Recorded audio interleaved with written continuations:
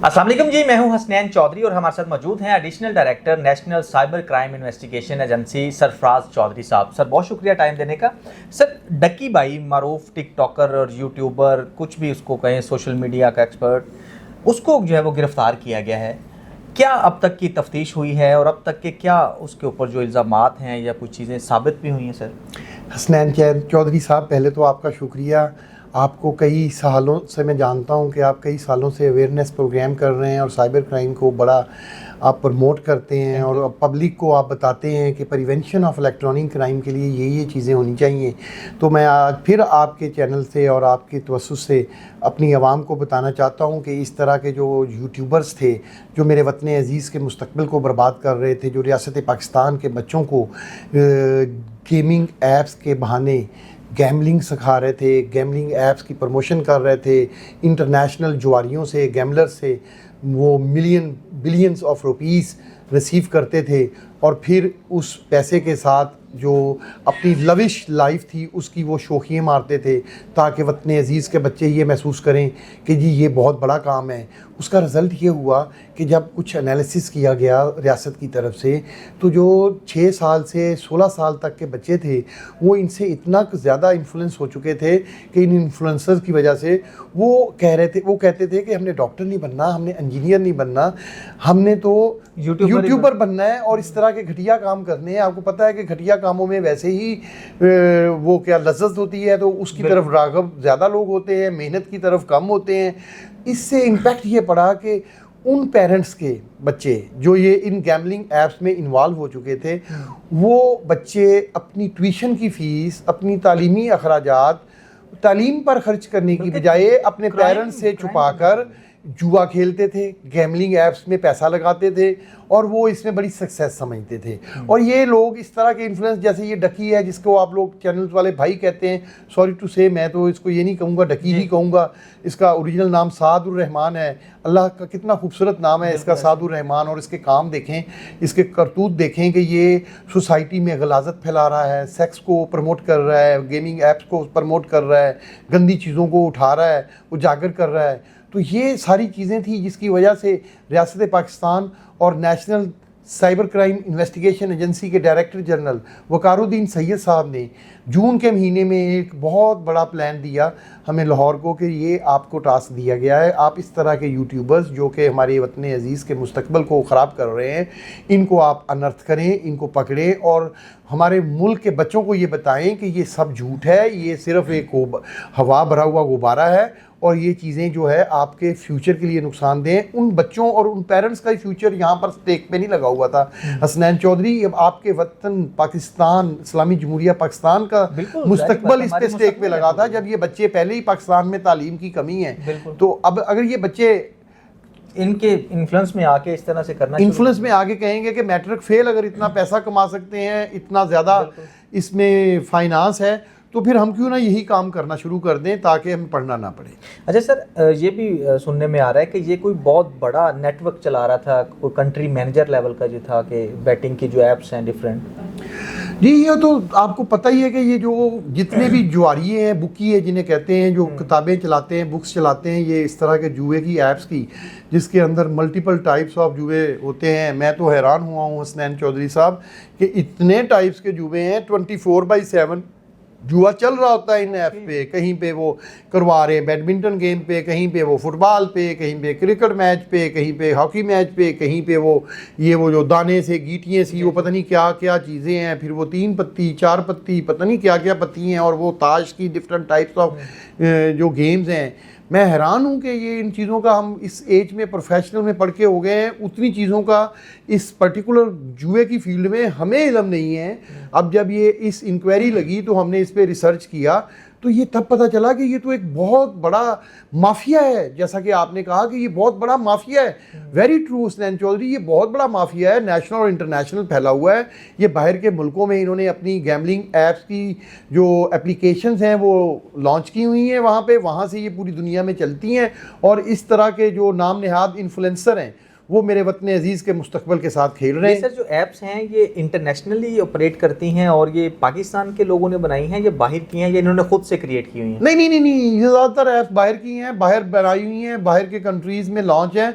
अब उसके इन्वेस्टर पाकिस्तान में भी हो सकते हैं, पाकिस्तान के बाहर भी हो सकते हैं। यहाँ भी बहुत बड़े बड़े बिग गन्स जुए वाले हैं जो पाकिस्तान के बाहर ऐसे सर्वर्स लॉन्च करते हैं।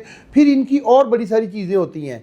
फ़र्ज़ करें बाहर एक एप्लीकेशन चल रही है बेट प्रो, आपने वो ली हुई है।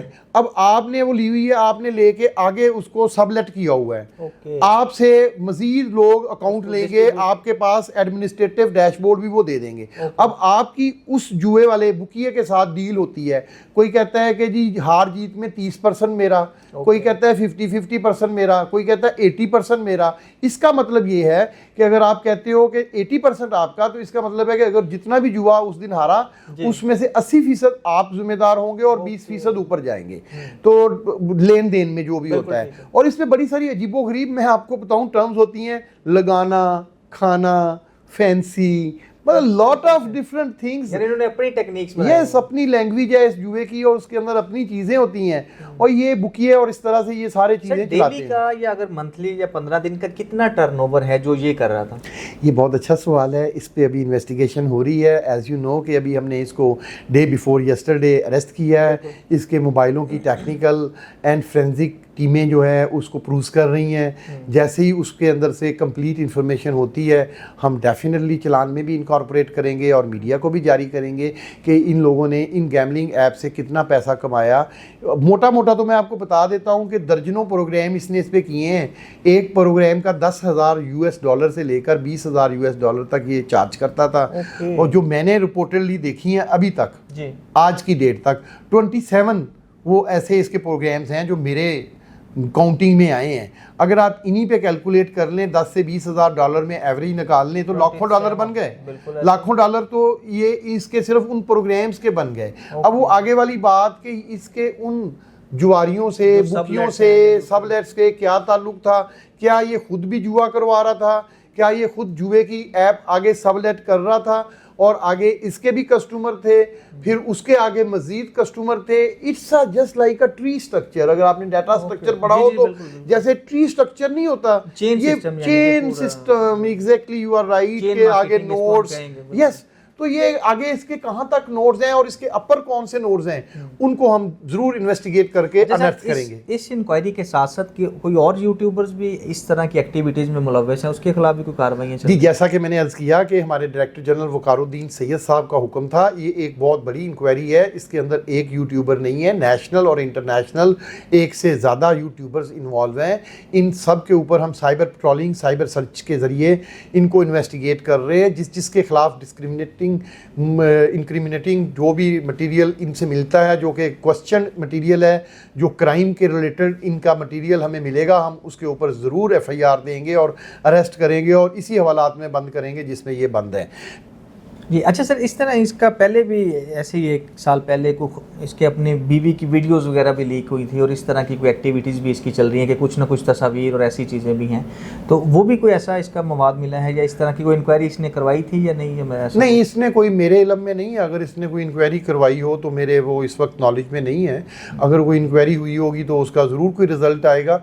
हमारा ये एक्चुअली क्वेश्चन नहीं है, ये किसी का भी पर्सनल मैटर है। अगर इसकी बीवी की कोई इंटीमेटेड जो मटीरियल है या कोई ऑब्सीन मटीरियल किसी सोशल मीडिया पे कभी वायरल हुआ होगा तो बिल्कुल वो कंप्लेंट अभी भी कर सकती है, पहले भी अगर की होगी तो उस पर डेफिनेट कार्रवाई हुई होगी। अच्छा सर, मज़ीद अब 2 दिन का रिमांड है, तो आगे आप क्या समझते हैं कि मज़ीद इससे किस हद तक जो है वो चीज़ें बरामद हो सकती हैं या कौन सा ऐसा मटेरियल या कितनी अप्रॉक्सीमेट आप समझते हैं कि अमाउंट की? मनी लॉन्ड्रिंग का भी क्वेश्चन उठाया जा रहा है इसमें। मनी लॉन्ड्रिंग का आस्पेक्ट इसमें ज़रूर हसनैन चौधरी देखा जा रहा है।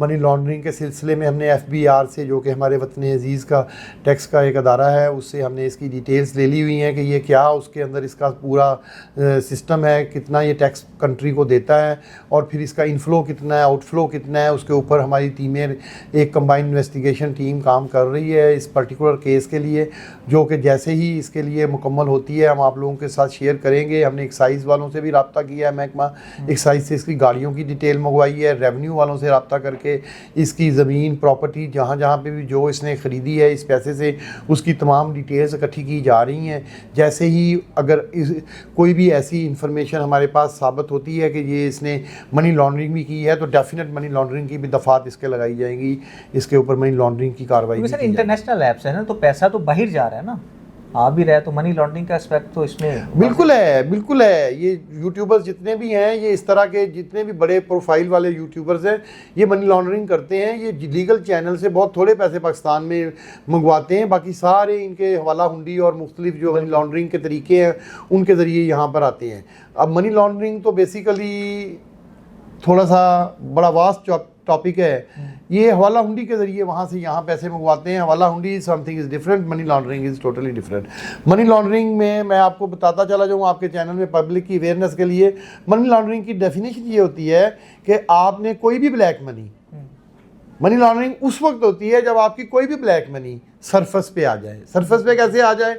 फ़र्ज़ करें आपके पास 1 अरब रुपया पड़ा है, ब्लैक मनी है, आप उससे कोई घर खरीदते हो, कोई गाड़ी खरीदते हो, किसी बैंक अकाउंट में ट्रांसफ़र करते हो, मतलब उसकी जैसे ही या आप अपने किसी बेनामीदार के अकाउंट में या फैमिली मेम्बर के अकाउंट में वो पैसा डालते हो, उस वक्त वो होगी मनी लॉन्ड्रिंग। बिल्कुल ठीक। तो यानी ये तो ब्लैक मनी को वाइट करने का, लॉन्डर करने का तरीका, that is the money laundering. अभी जो ये पैसे बाहर से ला रहा है उसमें मनी लॉन्ड्रिंग कितनी है, हवाला हुंडी कितना है, ये 2 सेपरेट क्वेश्चन है। इसको हम बड़े माइन्यूटली इन्वेस्टिगेट कर रहे हैं जी।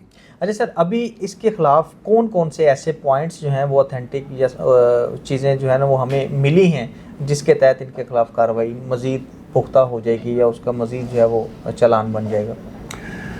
इसके खिलाफ जो भी हमारे एविडेंस हैं हम बहुत उसको कर रहे हैं। कौन अभी वो कौन से सीक्रेट एविडेंस हैं, अभी तक मिल गए, मतलब किस दफा के तहत कौन से एविडेंस वो मिले? अभी हम इस चीज़ को स्नैन मीडिया में इस तरह से इसका मीडिया ट्रायल चाहते नहीं है क्योंकि ये कोर्ट ऑफ लॉ में केस है। ये कोर्ट ऑफ लॉ में हम जज साहब के सामने पेश करेंगे। जिस दिन हम एलिमेंट आ गया ना सर, उसके अलावा कौन कौन से एलिमेंट और बहुत सारे एलिमेंट हैं वो मैं अभी डिस्क्लोज कर नहीं सकता क्योंकि वो अंडर इन्वेस्टिगेशन है तमाम मैटर्स।